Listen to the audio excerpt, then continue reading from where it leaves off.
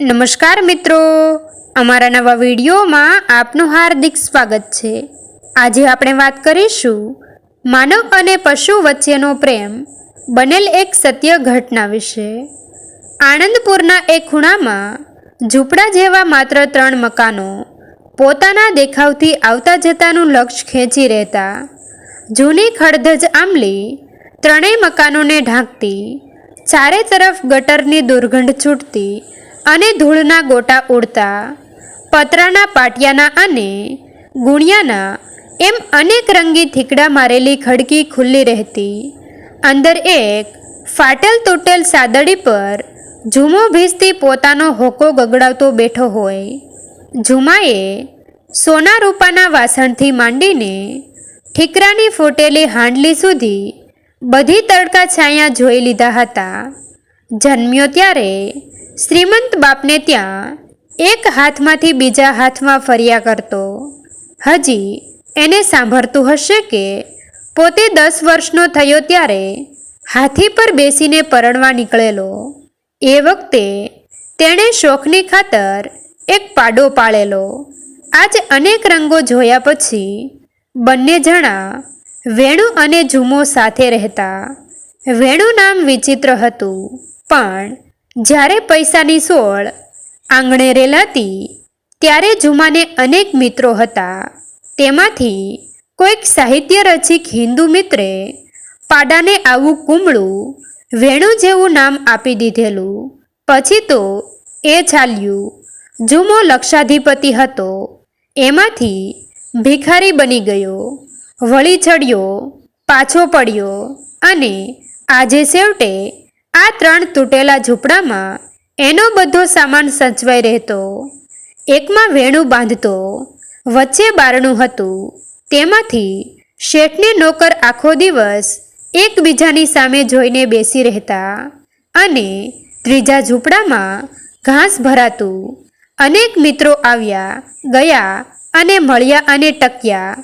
માત્ર ઝૂમો અને વેણુ બાળપણથી આજ સુધી અખંડ રહ્યા હતા। આજ સુધી હવે વેણુની પીઠ ઉપર મોટી મોટી મશક ભરીને ઝૂમો સવારના 5 વાગ્યામાં નીકળતો। વેણુની ઘંટડી ધીમે ધીમે વાગતી હોય ને પાછળ ઝૂમો એકાદ ગઝલ કે ગીત લલકારતો ચાલ્યો જતો હોય। બારણે બારણે પાણી ભરી દીધા પછી શેઠને નોકર બંને પાછા વળતા। ઝૂમાએ 1 પૈસાના ગાજર કે બહુ તો ટમેટા કે ભાજી પોતાના શાક માટે અને બધ ભરીને ગદબ જેને વેણુ પાછળથી ખાતો આવતો હોય, પાડા માટે લીધા હોય। બસ આ હંમેશની ખરીદી। આ જીવનને આટલું કામ, એથી વધુ ક્યારેય કરવું નહીં। કોઈ વધુ કામ આપે તો લેવું નહીં, ને ઘરાક હોય તેમાંથી ઘટે તો બીજાને ઘરાક થવા કહેવું નહીં। બપોરથી માંડીને છેક સાંજ સુધી ઝૂમો હોકો ગગડાવ્યા કરતો અને તેના સંગીતમાં લીન થતો હોય તેમ પેલો પાડો પણ માખીને ઉડાડવા કાન ફફડાવતો આંખ મીચીને ઊભો હોય કે જાગતો સૂતો હોય। શેઠને નોકર બપોરથી સાંજ સુધી સામસામે એકબીજાને નિહાળ્યા કરતા। છેક સાંજે બંને મિત્રો ફરવા નીકળતા અને નદીના કાંઠા સુધી જઈ પાછા વળતા। વખતે સવારે કામ થોડું હોય તો સવારે પણ નીકળી પડતા। એક દિવસ સવારે 5 વાગ્યે આ પ્રમાણે બંને ફરવા નીકળ્યા।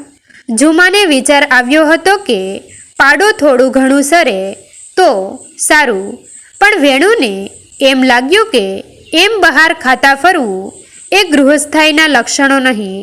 એટલે ઝૂમો ખવડાવવાનું કરે તો પણ પાડો રણકીને સામે ઊભો રહે અને ના નહીં ખાવ એ સ્પષ્ટ સંભળાવી દે।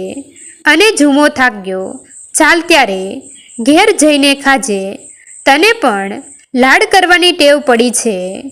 વિજય થયો હોય એમ પાડો આનંદમાં રણક્યો, પોતાના પૂંછડાને બરડા પર પછાડ્યું ને ઝૂમાની સામે જોઈ કાન ફફડાવીને રણક કરતો તે ચાલ્યો।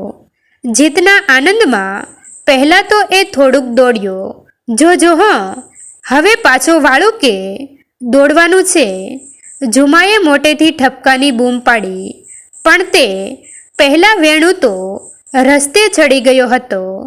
રસ્તામાં આડે રેલવેની સડક હતી. જરાક ઉતાવળે ચાલતા પાડાનો પગ રેલના બે પાટાની વચ્ચે આવી ગયો. પગને કાઢવા તેણે પ્રયત્ન કર્યો, પણ ફોગટ ધબ દઈને નીચે બેસી ગયો ને જેમ જેમ પગ કાઢવા પ્રયત્ન કર્યો તેમ તેમ વધારે ને વધારે ભરાતો ગયો. ઝુમો પાછળ હતો. તે શ્વાસભેર દોડ્યો આવ્યો. તેણે આવીને પાડાનો પગ લઈ આમ તેમ મચકોડ્યો, પણ બધું વ્યર્થ. આછું અંધારું ને આછો ઉજાસ હતો. થોડે દૂર સિગ્નલનો હાથો નમેલો દેખાતો હતો. ઝુમાના પેટમાં ધ્રાસકો પડ્યો. ગાડી આવશે તો તે એકદમ રસ્તા તરફ દોડ્યો.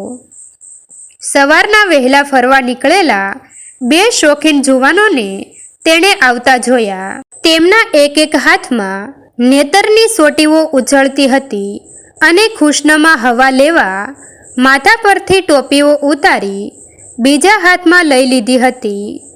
ગાંડો દોડે તેમ ઝુમો દોડ્યો. એ ભાઈ સાબ, મારો વેણુ, મારો પાડો અબઘડી કપાઈ જશે. જુઓ, પણ એ જુઓ, પાટામાં સપડાયો છે.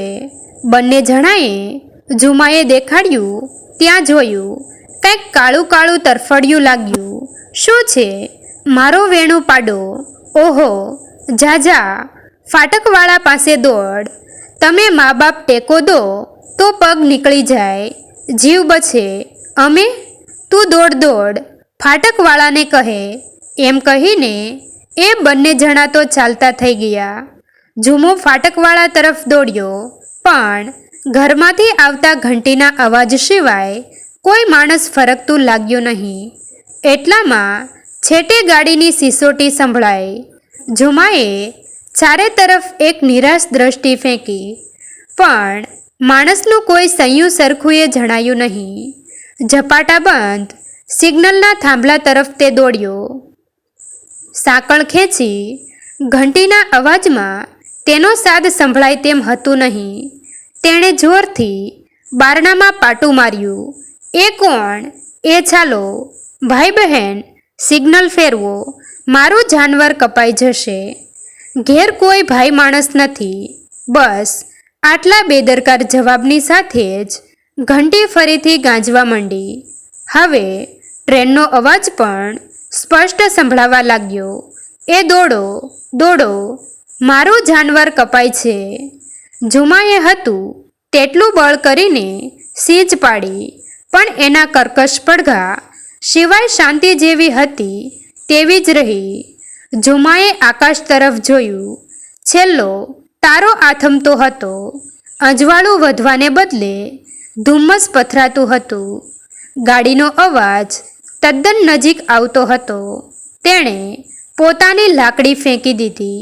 યા પરવદિગાર, તેણે મોટેથી બૂમ પાડી.